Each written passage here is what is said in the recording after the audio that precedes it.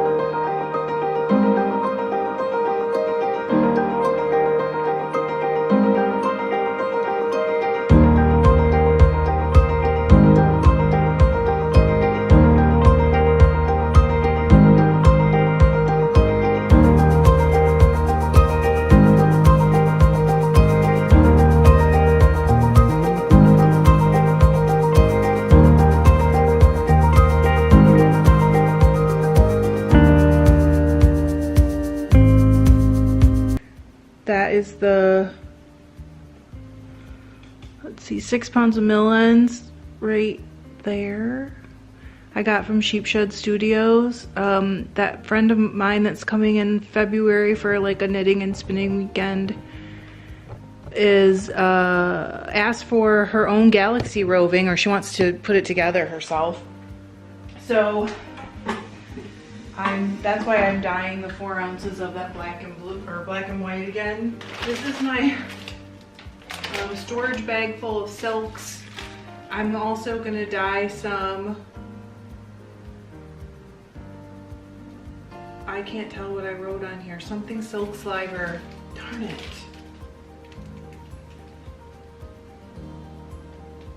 It's not mulberry. I don't know. So that's this. I've got Noyles. I have some Chinese mulberry silk. This one just says silk. And then, oh, you know what? I think I'm gonna use that instead. And then I have some soy silk. Oh, let's use that instead. Yeah.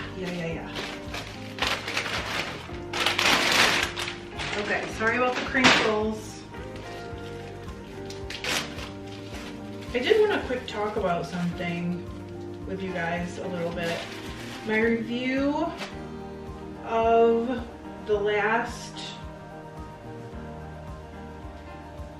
box from, oh, hello, Paradise Fibers. Did you see that just blow apart like crazy? So there's been a crazy amount of drama about those boxes, and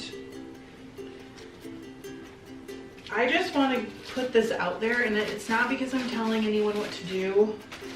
It's sort of more like just an observation. But I've noticed that you can do something right 100 times, and I think we've all experienced this in our lives, whether it's at work or with a family or anything. We've all experienced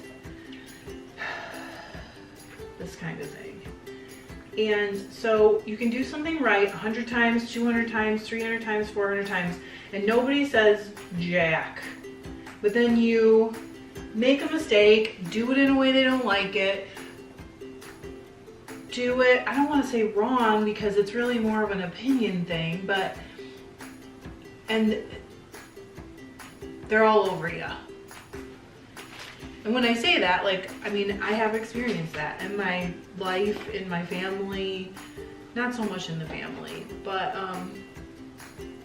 in my working life. And I feel like, I'm gonna put this up.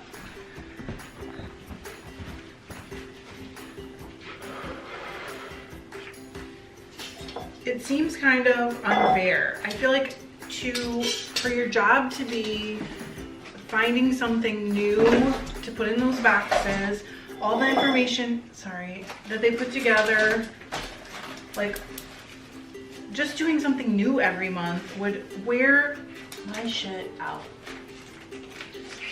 And I think for the most part, they do a great job.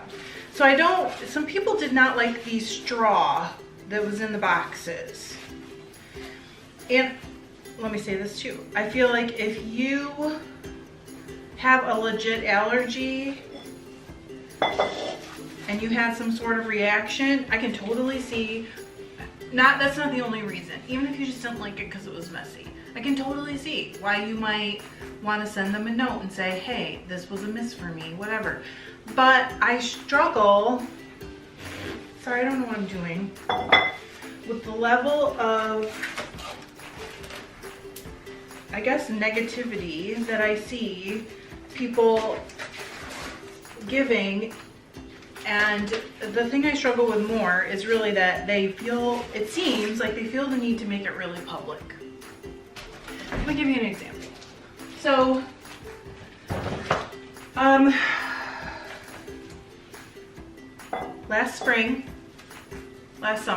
last summer, a small restaurant in our area opened. This didn't soak very long, so this might get interesting, guys. And it's also like coming apart in the water, but I don't really care. And we live in a very, very small village. It was actually in the next village over that this restaurant opened. And we were like really hoping that it was gonna be amazing because our community is very small. We don't have a lot of choice as far as restaurants go. And we do like to eat out occasionally. I cook, but I don't really want to cook every single night. So we were really, it was kind of like we were rooting for this place to be awesome. We have choices in the area, but we're a tourist town, and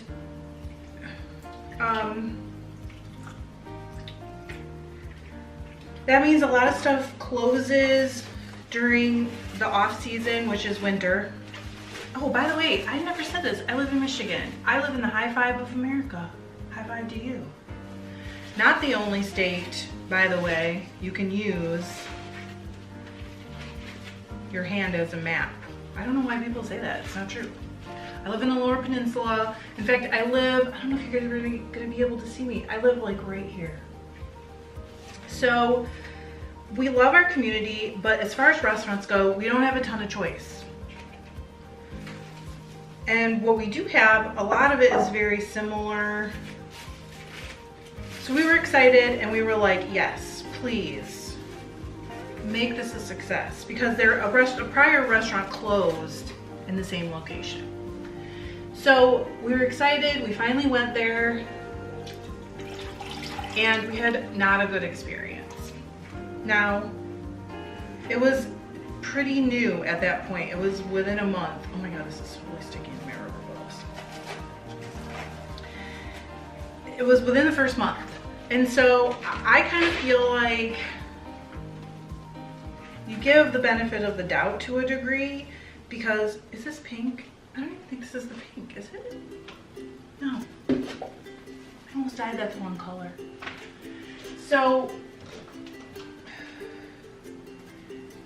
I'm not going to go into detail, because here I am sitting here talking about not great experiences and how you don't need to make them public. And by the way, I do understand the irony of doing reviews on YouTube and having people say, well, you do it. I do, but I'll tell you something else. If I had something negative to say, I would definitely be honest with you, but I would also talk to them. And I would still not be a jerk about it. And I was just really bothered by the kind of level of public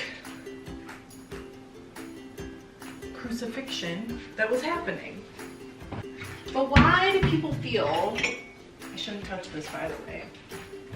Why do people seem to feel now, because it didn't used to be this way. I'm lying, it did. Like they need to be so public. Why would you not go to them and say, hey, I've been getting this for a while. I usually like it, but I really didn't like this, and this is why. Because we did that with that restaurant. We had not a good experience. I went to their Facebook page, private messaged them and said, listen, before I would want to leave you some kind of bad public feedback, I want to tell you, this is what happened, and this is the situation, whatever. And what they did, while I thought it was very cute, I understand some people didn't like it, but why don't you just tell them? It's not necessary. And then after they came out and said, hey, we're really sorry, this was a miss on our part, why did people then just continue to hammer and hammer and hammer? I don't get it. I'm going to, oh man, that one's leaking. I don't care. I'm gonna go ahead and microwave these for a couple minutes and see how close they are. It's soy silk. Can you see? I can't tell. Life is too short. Life's too short to be making people, be so hard on people. I don't understand. Did you see it properly? I feel like you need to. This is the bag. It was 6 pounds. It's now like 5.5 roughly. How's that? Of mill ends. Let's look at that a sec. You saw the black and white, I know. And here is some that's out. I was gonna dye another batch, but I feel like I don't have like space for it. They cut it. You probably want to know that. Like, so you'll get some shorter like ends right there, but you get different types.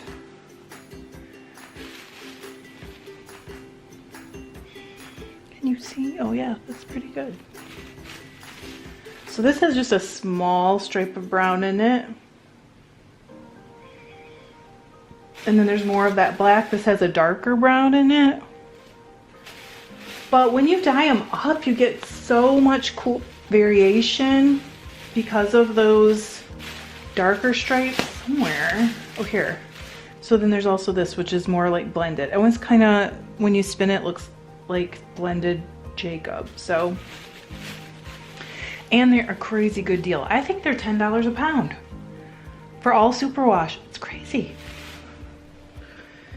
Okay guys, I am gonna go ahead and lift this up. I'm kind of scared it's gonna be hideous, but then I think when I spin it, it'll still be pretty. Does that even make sense? But it's gonna shrink. Look. Oh yep, that red's just about there. I'm gonna give it like 5 more minutes and then I'm gonna rinse it. It's looking good.